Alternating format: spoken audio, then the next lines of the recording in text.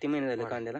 3 महिने होऊन गेलेत कांद्याला. 3 महिने झाले तरी कांदा अजूनही कांदा आहे ह्या परिस्थितीमध्ये आहे. अजूनही माना जाड आहेत. कांद्याची साईज बघा तुम्ही. कांद्याची साईज पण अजून ह्याच्यापेक्षाही अजून कांद्याची साईज होऊ शकते. कितवा तोडा आहे तुमचा?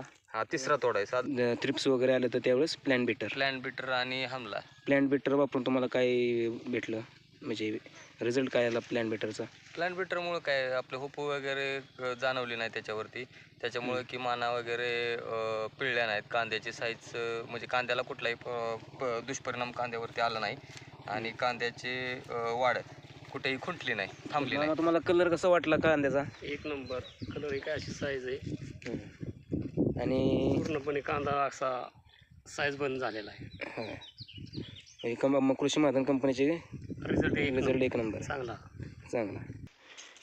आपण पाहू शकता कांद्याची साईज आणि आकार हा किती झाला आहे. आणि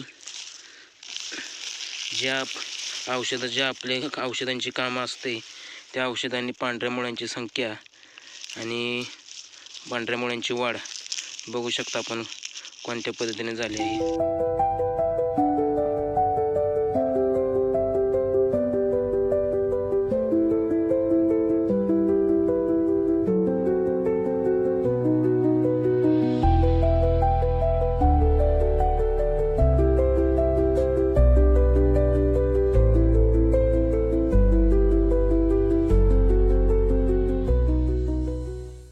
नमस्कार, मी शेखर काशीद.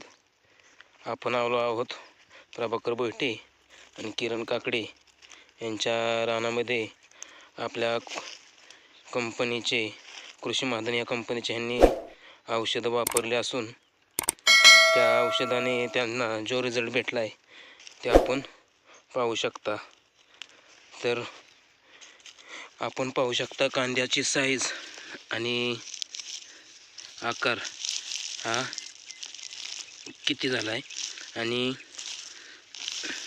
ज्या औषधांची कामं असते त्या औषधांनी पांढऱ्या मुळ्यांची संख्या आणि पांढऱ्या मुळ्यांची वाढ बघू शकता आपण कोणत्या पद्धतीने झाली आहे. आपण ह्यांना सॉईल केअर, प्लॅन बिटर आणि ॲग्रोधन ही खतं दिली आहेत.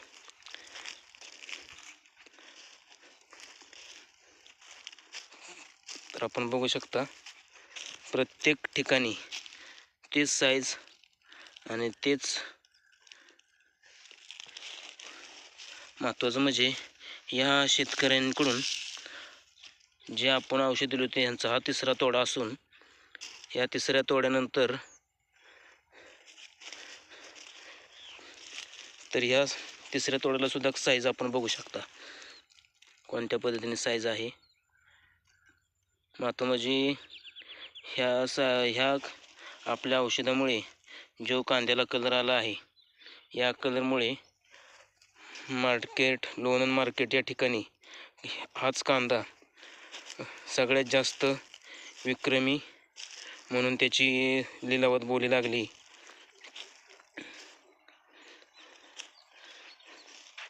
चला तर आपण भेटू शेतकऱ्यांना आणि त्यांना विचारू या आपल्या खतांविषयी माहिती. चला तर आपण भेटू. किरण काकडे, हे प्रभाकर बैठे मामा. नमस्कार मामा. नमस्कार. तर आपण किरण काकडेने भेटू. नमस्कार सर, तुमची माहिती. मी किरण काकडे, राहणार निंबूत, तालुका बारामती, जिल्हा पुणे. माझा साधारणतः 20 गुंठे कांदा लागण केली होती मी. साधारणतः कांदा लागण ही सप्टेंबर महिन्यामध्ये 22 सप्टेंबर ह्या दिवशी हिंगणगाव या ठिकाणी 20 गुंठे क्षेत्र असल्यामुळे त्या ठिकाणी मी कांदा लागण केली होती. फुरसुंगी गरवी कांद्याचे पंचगंगा ह्या जातीचे रोप मी लागवड केले होते. आंतरपीक हे ऊसाची लागवड केली असताना त्या ऊसाच्या लागवडीमध्ये मी कांदा हे पिकाचे रोपाची लागवड केली. आणि साधारणतः आता बघितलं असेल तर साधारणतः ऑक्टोबर, नोव्हेंबर, डिसेंबर, जानेवारी म्हणजे साधारणतः ऑक्टोबर, नोव्हेंबर, डिसेंबर कांद्याला झाले. तरी साधारणतः कांद्यामध्ये मी सुरुवातीला सॉईल केअर हे औषध आपल्या कृषी महाजन कंपनीचं वापरलं. त्यानंतर मी एक खताची बॅग घेतली होती कृषी महाजनचीच. त्यामध्ये मला रिझल्ट अशा पद्धतीने भेटला आहे की माझे साधारणतः 3 महिने पूर्ण होऊनसुद्धा कांद्याची वाढ आणि कांद्याची साईज बघा एकसारखी साईज आहे आणि पांढऱ्या मुळ्यांची वाढ पण खूप चांगल्या पद्धतीची यामध्ये झालेली आहे. पांढऱ्या मुळ्यांची वाढ बघितली असेल तुम्ही बघा कशा पद्धतीने पांढऱ्या मुळ्यांची वाढ आहे. म्हणजे अजूनही कांदा पोसू शकतो अशा रीतीने ह्या पांढऱ्या मुळ्यांची. आतापर्यंत किती महिने झाले कांद्याला? 3 महिने होऊन गेलेत कांद्याला. 3 महिने झाले तरी कांदा अजूनही कांदा आहे ह्या परिस्थितीमध्ये आहे. अजूनही माना जाड आहेत. कांद्याची साईज बघा तुम्ही, कांद्याची साईज पण अजून ह्याच्यापेक्षाही अजून कांद्याची साईज होऊ शकते. कितवा तोडा आहे तुमचा? हा 3रा तोडा आहे. साधारणतः आत्तापर्यंत 50 थैली हे यामध्ये निघालेली आहे आणि अजूनही साधारणतः एक 30 थैलीचं उत्पन्न हे रानामध्ये शिल्लक आहे. तर ठीक आहे. आणि तुम्ही ह्या पिकाला किडी वगैरे लागले त्यावर कोणतं औषध वापरलं? याच्यामध्ये आपण किडीसाठी हमला एक यूज केला होता आणि प्लॅन्ट बिटर म्हणून हे एक औषध वापरलं होतं. अशा 2च औषधाची फवारणी केली हुपू आणि ह्याच्यासाठी. मला चांगला रिझल्ट भेटला आहे त्याच्यामधून.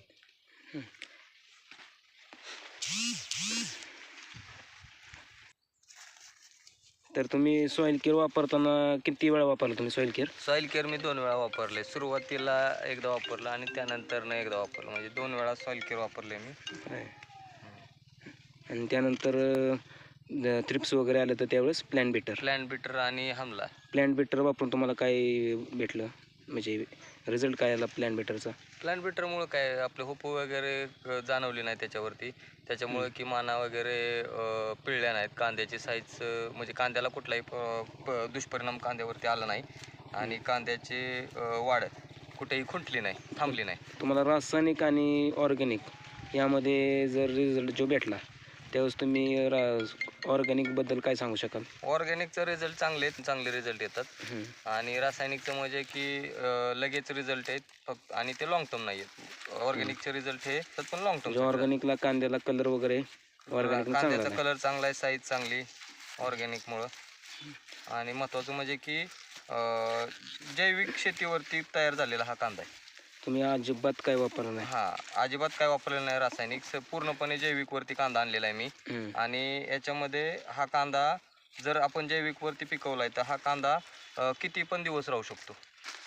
कारण रासायनिकचं कसं होतं की कांदा कालांतराने खराब होतो. हा कांदा जैविकवरती आणल्यामुळे हा कांदा खराब होण्याची शक्यता नाही आहे. अच्छा. तर तुम्ही कंपनीला काय सांगू शकाल? कंपनीची औषधं चांगली आहेत. कंपनीचं एवढं सांगेल मी की फक्त जे रासायनिकच्या ज्या किमती त्या किमतीपेक्षा जैविकच्या किमती कमी ठेवाव्यात एवढंच मी कंपनीला आवाहन करतो. हे तुमचे मामा तुम्हाला कलर कसा वाटला कांद्याचा? 1 नंबर कलर ही काय अशी साईज आहे आणि पूर्णपणे कांदा असा साईज बंद झालेला आहे. मग कृषी महाजन कंपनीचे रिझल्ट 1 नंबर चांगला. ठीक आहे. तर या पद्धतीने आपण बघू शकता 3 तोडे झाले असून सुद्धा कांदा तेवढ्याच प्रमाणात शेतीमध्ये आहे. आणि या शेतकऱ्यांचं म्हणणं असं आहे की आपल्या औषधामुळं कांद्याला कलर, साईज आणि मुळांची संख्या खूप प्रमाणात वाढली आहे. आपण तर बघा साईज, कलर